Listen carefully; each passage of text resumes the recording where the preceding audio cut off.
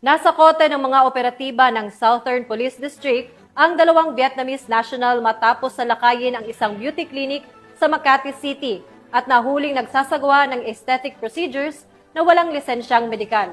Nakatutok dyan si Patrolwoman Mary Tony Veva.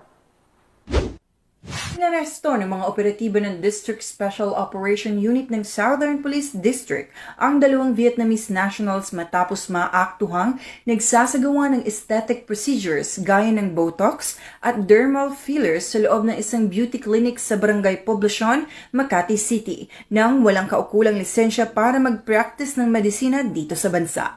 Kinilala ang mga sospek na sina Van, 36 anyos, alias Tai, 35 anyos, mga residente ng nasabing barangay.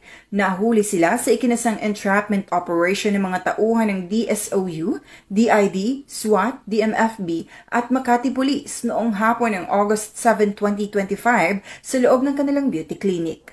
Ayon sa investigasyon, ang kanilang beauty clinic ay isang establishmentong nag-aalok ng mga aesthetic services o pampagandang procedure tulad ng Botox injections at derma fillers. Subalit, lumabas na ang mga sospek ay hindi rehistradong doktor o lisensyadong medical professionals. Wala rin silang naipakitang dokumento bilang mga lehitimong esthetician, kaya't malinaw na lumalabag sila sa batas. Nag-ugat ang impormasyon ukol sa ilegal na aktibidad mula sa isang regular confidential informant matapos ang halos isang linggong surveillance upang i-verify ang reklamo.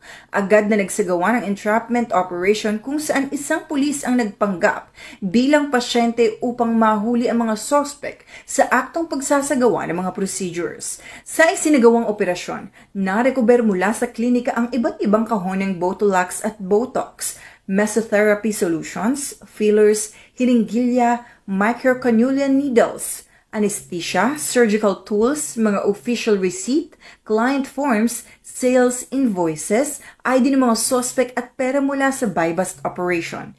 Ayon sa mga eksperto, ang pagsailalim sa mga aesthetic procedure mula sa hindi lisensyadong practitioner ay lubhang mapanganib.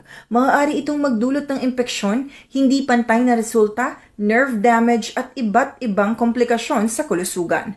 Nadiskubring mahigit 1 taon nang nasa bansa ang mga suspect at nagsimulang mag-operate sa nasabing klinika sa Makati.